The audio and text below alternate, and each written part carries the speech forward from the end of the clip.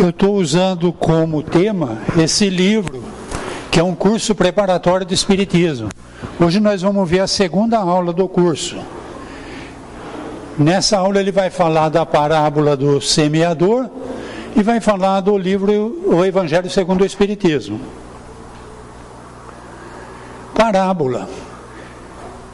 Parábola é uma curva que você obtém quando você pega uma expressão x, y, não sei quanto, você vai dando valor para x, você encaixa lá o valor do y, você traça, sai uma parábola. Mas é também uma curva nesse sentido. E ela, nesse caso, Jesus usava muito as parábolas. Ele queria ir do 0 até X, mas ele primeiro ia até lá no V, voltava. Então, quando ele fazer esse contorno, fazer essa parábola, aquilo que ele queria passar, que está no eixo do X, foi passado sem a pessoa perceber, tá? Então ele usava muito esse artifício da parábola, graças a Deus, porque mexeram em tudo. No ano 300 e pouco, judeu e protestante e romanos, os judeus e os romanos estavam já perdendo o seu poder, e Roma já tinha sido invadida pelos bárbaros, Nero tinha mandado incendiar Roma, pôs culpa nos cristãos. Estava uma confusão, e quanto mais cristão eles matavam, mais cristão aparecia. O que o bom malandro faz? Você não pode com o inimigo, une-se a ele. Então, lá no ano 300 e pouco, surgiu o catolicismo, que é o judeu e o pagão se unindo e se dizendo cristão. Muita coisa foi modificada no cristianismo, menos as parábolas. Porque por mais que você mexa, a parábola que nós vamos ver hoje do semeador é a parábola do semeador. O cara saiu para semear, a terra era assim, a terra era assado. Fizeram, mas as parábolas chegaram sem muita mexida até nós.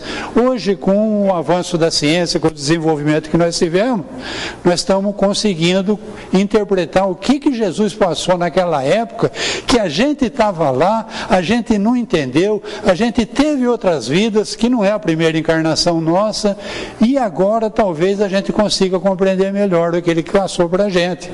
Porque ele passou em forma de parábola e as parábolas foram um pouco mexidas, tá? Muitas das coisas que vos digo, isso está em João, capítulo 14 e 16. Muitas das coisas que vos digo, ainda não as compreendereis, e muitas outras teria a dizer, que não compreenderíeis. Por isso é que vos falo por parábolas. Mais tarde, porém, enviar-vos-ei o Consolador, o Espírito da Verdade, que restabelecerá todas as coisas e vos explicará todas. Isso é agora, tá? Então, vocês já viram que o livro chama o Consolador, vocês viram que em outras palestras por aqui, que os espíritos que se reuniram para trazer a doutrina dos espíritos para o professor Rivail, que depois se chamou Allan Kardec, o chefão da equipe se chamava Espírito de Verdade. Então, agora é a hora de entender o que Jesus falou em parábolas, tá? Jesus limitou-se a lançar os germes da verdade que não poderiam ainda ser compreendidas. Ao falar de tudo, o fez em termos às vezes mais, às vezes menos claro.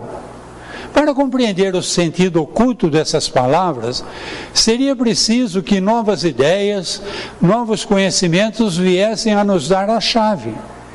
E essas chaves não poderiam vir antes de o espírito humano adquirisse um certo grau de maturidade. A ciência deveria contribuir decididamente para que essas ideias viessem à luz e se desenvolvessem.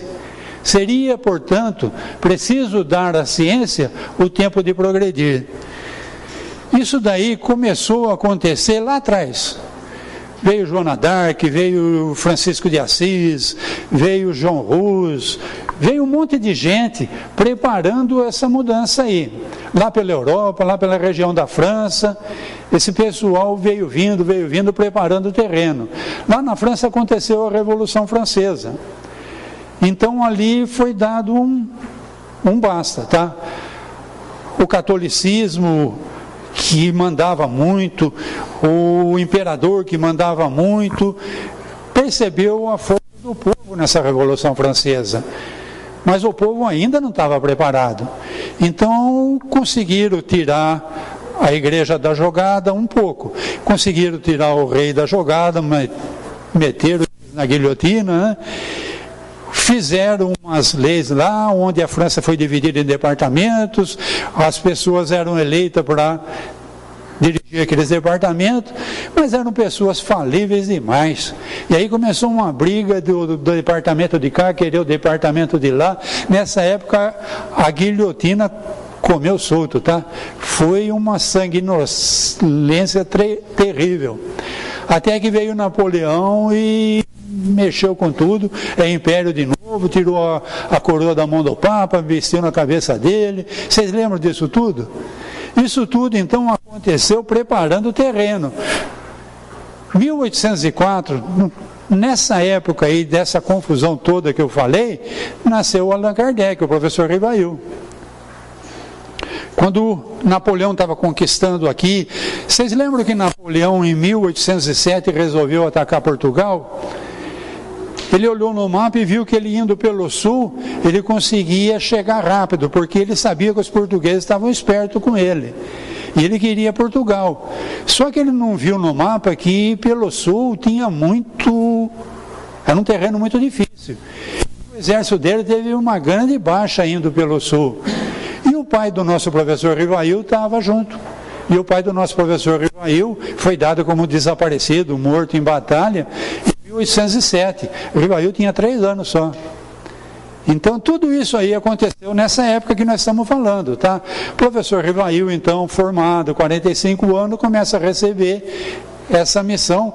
Quem ainda não foi ver o filme Kardec que está passando no shopping lá da Anhanguera, aproveita, tá?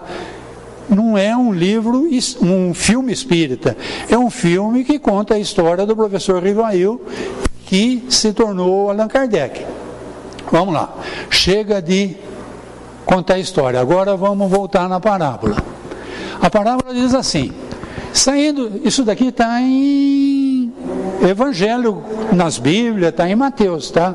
Está escrito desse jeito assim: saindo Jesus de casa, sentou-se à beira do mar.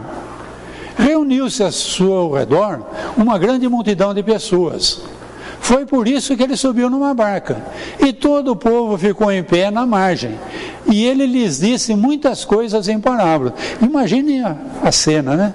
Finzinho de noite, Jesus vai na praia, a turma chega, é tanta gente, ele sobe numa barca, o pessoal se reúne na frente e ele começa a falar parábolas para o pessoal. Então ele falou assim: saiu aquele que semeia a semear, e quando semeava, caiu ao longo do caminho um pouco de semente, e os pássaros vieram do céu, vieram e comeram. Tem um quadrinho aqui do Van Gogh que ele retratou um semeador. Nessa época o pessoal preparava a terra, pegava um embornal, punha aqui na frente e eles iam pegando a semente e iam jogando naquela terra preparada. Aí se tinha um vento, se ele jogou forte demais, uma parte da semente caía na estrada. A estrada, chão batido, a semente não dá nem tempo de querer pensar em germinar. Vem o passarinho e come a semente, acabou, ali não vai dar nada. Uma outra quantidade caiu nas pedras, onde não havia muita terra, e logo germinou, pois a terra que estava não era muito profunda, mas queimou-se com o sol, pois tinha acabado de nascer, e como não tinha raízes, secou. Então outra parte caiu num lugar que a terra era boa, mas tinha muito pedregulho, não deu para criar raízes, ela não suportou as intempéries e essa semente morreu, não deu nada também. Outra igualmente caiu nos espinhos, e os espinhos cresceram e afogaram, né? Então uma parte da semente caiu, tinha muito espinho, a planta do espinho sufocou aquela planta, não deu nada também. Uma outra, enfim, caiu na terra boa e dava frutos, havendo grãos que rendiam 100 por um, outros 60, outros 30. Ouça aquele que tem ouvidos para ouvir. Escutai, pois, vós outros, a parábola do semeador. Então Jesus já dizia aqui, olha, ouça aquele que tem ouvido para ouvir. Não é para ouvir a história do semeador que jogou a sementinha, o vento levou. Isso não é ouvido para ouvir. Ouvido para ouvir é o cara que tem uma percepção, que vai entender o que Jesus quis falar do 0 até o X, não do 0 que foi lá no Y, voltou no X, tá? Tá claro isso daí ou não? Vamos lá então. Todo aquele que ouve a palavra do reino e não presta a menor atenção, surge o espírito mau e arrebata o que havia semeado em seu coração. Essa é a semente que caiu no chão batido da estrada, tá? O espírito mau é o passarinho que foi lá e comeu a semente. Semeou, mas a semente caiu na beira da estrada, chão batido. O passarinho vai lá e come. O espírito mau vem e arrebata. Esse é aquele que recebeu a semente ao longo da estrada. Aquele que recebeu a semente junto às pedras é o que ouve a palavra, que a recebe na mesma hora com alegria, mas não tem raízes em si. Isso dura pouco tempo. Quando lhe sobrevêm tribulações e perseguições por causa da palavra, logo se escandaliza. Por causa da palavra ele sofre tribulações, sofre. O grande exemplo foi Jesus, um grande semeador, uma semente formidável que ele estava semeando. Ele era judeu, os chefes da religião dos judeus fizeram um complô, fizeram o romano condenar Jesus a ser crucificado, e Jesus foi crucificado, tá? A maioria dos apóstolos morreram tudo, porque estavam semeando semente boa, tá? E até hoje acontece isso, tá?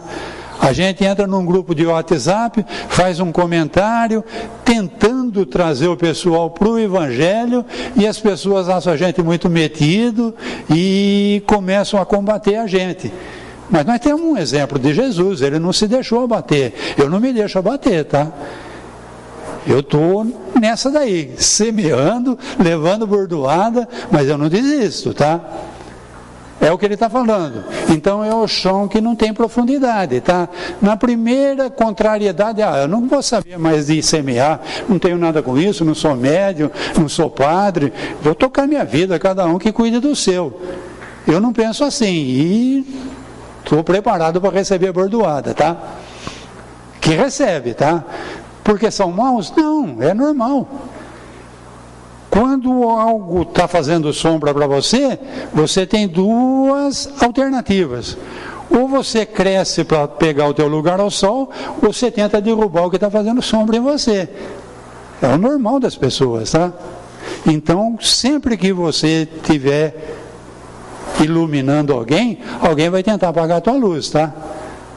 O certo é ela aproveitar e acender a dela, mas ela muitas vezes prefere apagar logo a sua, tá? Vamos lá, continuando então. Aquele que recebeu a semente entre espinhos é o que ouve a palavra, mas em seguida as solicitudes desse século e a ilusão das riquezas sufocam nele essa palavra e a tornam infrutífera. Mas aqui, bom, isso daqui também é comum, né?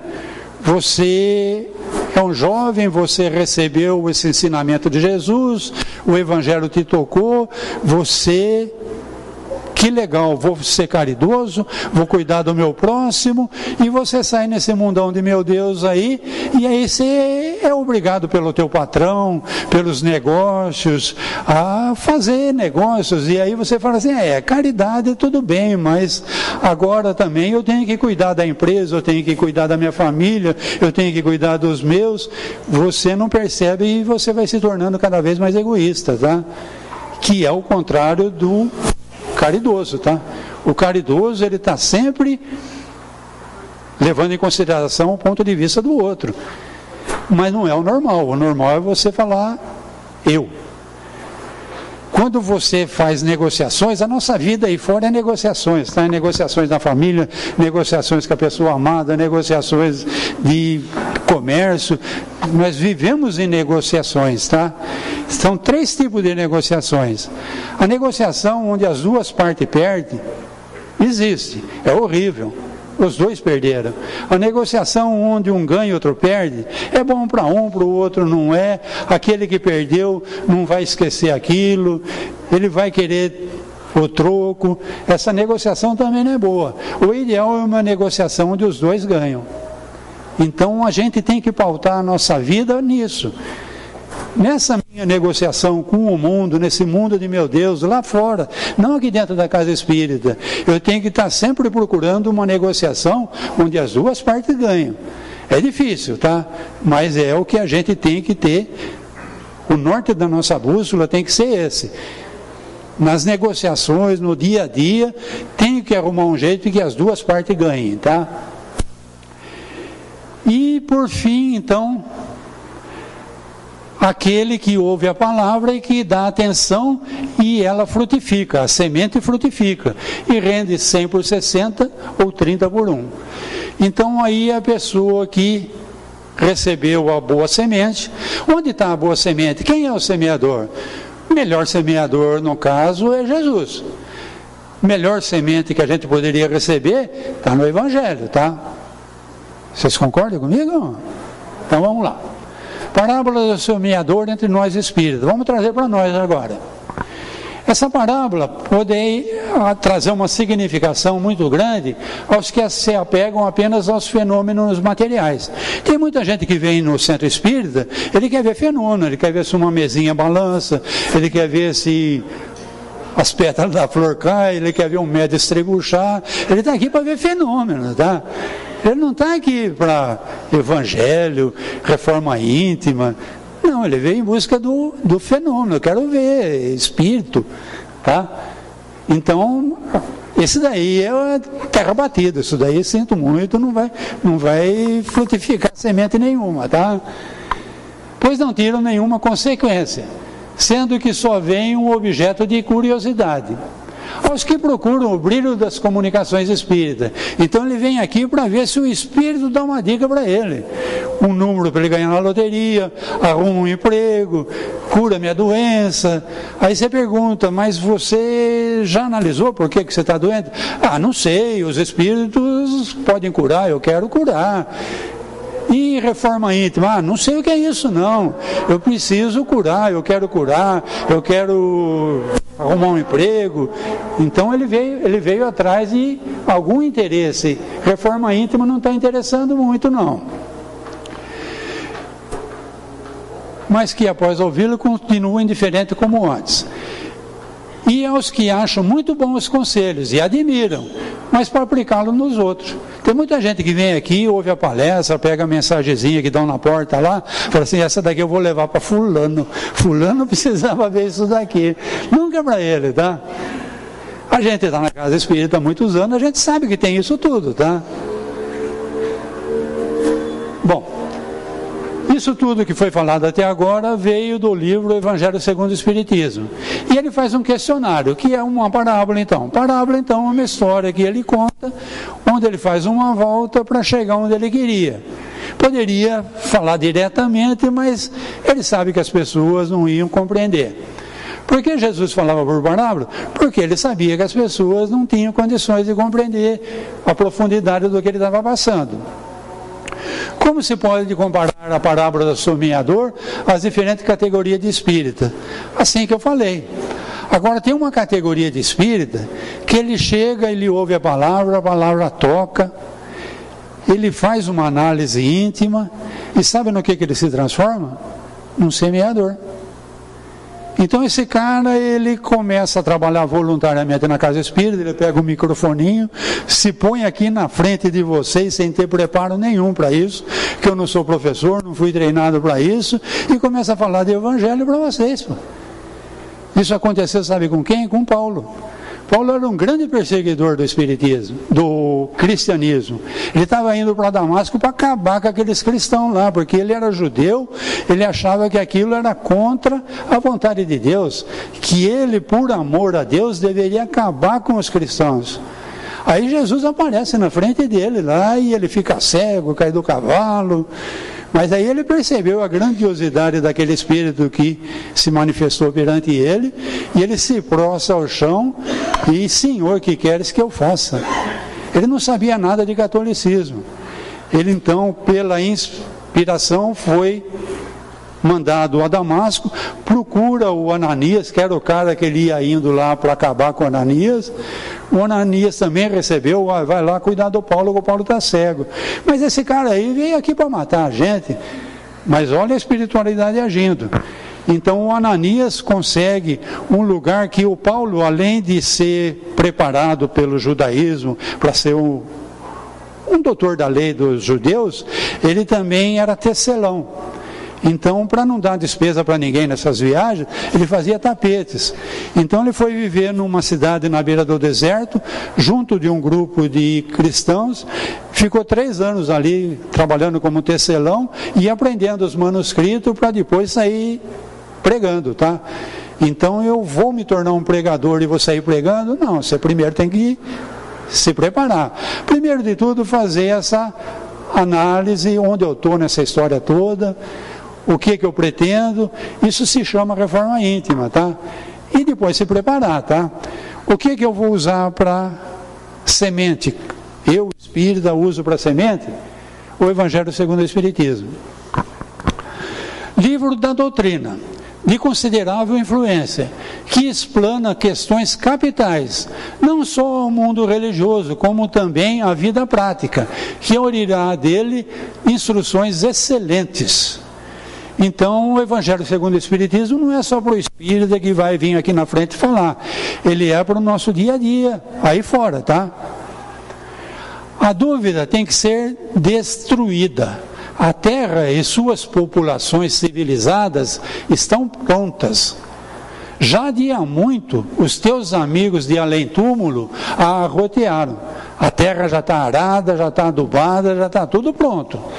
Lança, pois, a semente que te confiamos, porque é tempo de que a terra gravite na ordem irradiante das esferas e que saia, afinal, da penumbra e dos nevoeiros intelectuais.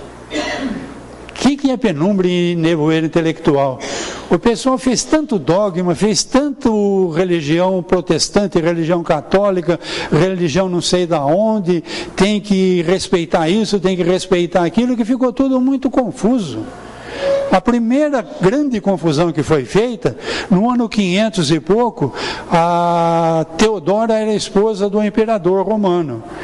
E ela era muito sedutora, tanto é que ela era uma cortesã e ela conquistou o imperador. Só que quando ela foi escolhida para ser imperatriz, ela mandou matar 500 amigas dela que sabiam do passado dela. E nessa época aí todo mundo falava, coitada dessa Teodora. Olha a culpa que ela carrega nas costas. Então ela foi a primeira a falar assim, tem que acabar esse negócio de reencarnação. Até ali Jesus, os apóstolos, falavam normalmente em reencarnação, mas essa Teodora aí, com toda a influência dela, ela conseguiu convencer todo o meio religioso. Do ano 500 em diante não se falou mais em reencarnação. A reencarnação foi tirada da Bíblia. Isso daí deu uma confusão danada, porque as palavras de Jesus perderam o sentido. Sem a reencarnação, Deus não é justo.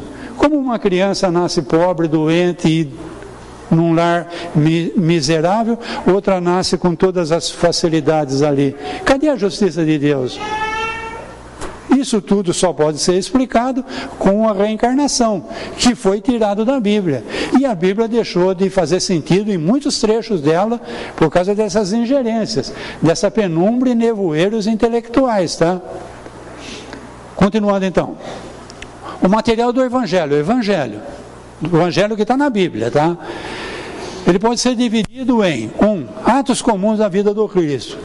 Nasceu, fugiu para o Egito, casou. Se comenta que se Jesus era casado com Madalena, se não era, se teve filho. Há controvérsias. Os milagres. Jesus fez milagre, o Lázaro estava morto, era uma catalepsia que o Lázaro tinha. Há controvérsias. As profecias, 2000 chegará, 2000 não passará, nós já estamos em 2019, há controvérsias. As palavras que serviam para o estabelecimento dos dogmas da igreja. Então esses dogmas todos da igreja só confusão, há controvérsia, dá para discutir. E a parte que, indiscutível, o ensino moral que está nos evangelhos. Tá? O Evangelho segundo o Espiritismo, então, vamos lá. A quarta primeira parte tem sido objeto de discussão. E vai continuar discutindo-se isso tudo por muito tempo ainda. A última permanece inatacável, o ensino moral. O ensino moral dos evangelhos é o que interessa. É o terreno em que todos os cultos podem se encontrar. Você pode ser católico, protestante, budista, você pode ser o que for, mas a parte moral do evangelho é indiscutível. Com essa parte aí dá para conversar com qualquer um. Reunimos nessa obra, qual obra? O Evangelho segundo o Espiritismo, os trechos que podem constituir um código de moral universal, sem distinção de culto. As máximas foram agrupadas e distribuídas metodicamente segundo a sua natureza, e de maneira a que umas deduzissem das outras, tanto quanto possível. A Neuza falou aqui do culto do Evangelho no lar. As pessoas pegam o Evangelho, abrem e vão ver o que caiu hoje. Ok, é válido. Mas um dia você tem que pegar o Evangelho e começar de capa a capa. Você tem que pegar a introdução, você tem que pegar ele na sequência. Porque ele foi escrito... Não foi o Kardec que escreveu, tá? Os espíritos, comandados pelo Espírito de Verdade, usando o Rivail e as médiuns da época, programaram esse livro para ele ser lido da introdução até o final, que tem toda uma sequência. O que você aprendeu no primeiro capítulo, vai completar no segundo, no terceiro, no quarto, no final do livro, que você vai ter uma noção do que você tinha naquele livro, tá? Aí que você já fez isso, aí você pode começar a abrir aleatoriamente para ver o que vai cair. Isso é gente que gosta de ler sorte, tá? Quem estuda, faz mais como eu falei, vai fazendo um estudo metódico, tá? Vamos lá. Então esse livro, o Evangelho segundo o Espiritismo, é constituído de 27 capítulos, uma coletânea de preces. Tem 7 conexões com o Antigo Testamento e 134 com o Novo Testamento. Você vê que esse livro é mais ligado ao Evangelho. Disposto em ordem lógica, aborda aspectos filosóficos e científicos e trata os ensinamentos de Jesus pela sua parte moral. O Espiritismo é a ciência que vem revelar aos homens, por meio de provas irrecusáveis, a existência e a natureza do mundo espiritual e suas relações com o mundo material. Tá? Existe um plano espiritual, ele está influenciando o nosso plano material. Como a Neuza começou a falar com vocês aqui, espírito tem em todo lugar. O número de espíritos fora do corpo é 3 vezes maior que o número de espíritos no corpo. Se nós estamos em 7 bilhões agora, cada um com o seu corpinho aqui, tem 21 bilhões de espíritos sem corpo por aí, tá? Tem em cima, tem embaixo, tem do lado, tem espírito em todo lugar. Qual que está perto de você? Faz uma análise, qual é a tua, pô? Você é uma pessoa séria, você é uma pessoa caridosa, você é um fanfarrão, qual é a tua? Semelhante atrai semelhante, tá? Mas eu queria que a minha companhia espiritual mudasse. Reforma íntima, muda você mesmo, vai mudar aqueles que estão em torno de você. Semelhante atrai semelhante. Espiritismo, isso eu já falei, né? Reconhece-se o verdadeiro espírita pela transformação moral, é o que eu acabei de falar, e pelos esforços que faz para dominar as suas más inclinações. Então, o verdadeiro espírita é isso, tá? Fé inabalável é só aquela que pode encarar a razão face a face, em todas as épocas da humanidade. Isso daí serve para o espírita. Você pegou, você leu, foi Kardec que escreveu, está lá no Evangelho segundo o Espiritismo, leia com um pé à frente e um pé atrás. Analisa, isso tem lógica? Não vai aceitando só porque está lá não, tá? Essa é a fé inabalável. Você olhou, você leu, você refletiu e você analisou, isso serve para mim. Então isso é fé inabalável. O Espiritismo arrancou o Evangelho das sombras místicas, das concepções dogmáticas, e o apresentou ao povo, indistintamente, aberto e refulgente, expressivo e edificante, com a força que mais poderosamente realiza transformações morais no mais íntimo das almas e impulsiona os homens para a luz da redenção. Isso tudo, então, está nesse livrinho, O Evangelho segundo o Espiritismo. Vocês sabem que a doutrina de Kardec está nos 5 livros, tá? O primeiro, o Livro dos Espíritos, um livro de perguntas e respostas, onde existem 1019 perguntas que foram feitas e as respostas que os Espíritos passaram. Não era tudo, precisava continuação. A continuação veio no Livro dos Médiuns. Mesmo esquema, perguntas e respostas, só que agora o assunto mais direcionado para a comunicação do encarnado com os espíritos. Então, a continuação do Livro dos Espíritos. Aí ele vai explicar que cuidado você deve ter, ele vai te explicar como você vai analisar que espírito você está se comunicando e como você vai prevenir nas comunicações com os espíritos que não são bons de se comunicar. E ele fala muito da parte moral. Então, como ele fala muito da parte moral, ele lançou esse terceiro livro, que é o Evangelho segundo o Espiritismo, que trata da parte moral. Então, o outro livro seria o Céu e o Inferno. Na época era muito comentado onde fica o céu, onde fica o inferno, é em cima, é embaixo, é quente, é frio. Ele tem um livro todo explicando sobre isso. Quando você lê o livro, você vai ver que o céu não está nem em cima nem embaixo, que o inferno não está nem em cima nem embaixo. Está tudo aqui dentro no teu íntimo. E outro assunto que era muito pungente na época era o Charles Darwin tinha acabado de lançar A Origem das Espécies. O homem veio do macaco, não veio do macaco, estava aquela revolução danada. Kardec escreveu um livro inteirinho sobre a Gênese. Então ele explica a formação do mundo e chega até nesses dias de hoje da transição planetária, tá? Formidável 5 livros, tá? As pessoas perguntam assim, mas e quem não conhece o Espiritismo? Eu indico o livro O que é o Espiritismo. Você não vai falar para uma pessoa, olha, lê esse livro aqui, a pessoa está com medo, a pessoa... Dá um livro que é o Espiritismo. Quando o Kardec lançou esses livros todos, deu muito bafafá. Ele foi muito criticado, ele foi muito perguntado, pediram explicação, e ele reuniu todas as perguntas que fizeram e todas as respostas que ele teve que dar num livro pequeno, chamado O que é o Espiritismo. É um livro onde ele conversa com 3 pessoas, um que não acredita em nada, um que é um grande inimigo do Espiritismo e um padre.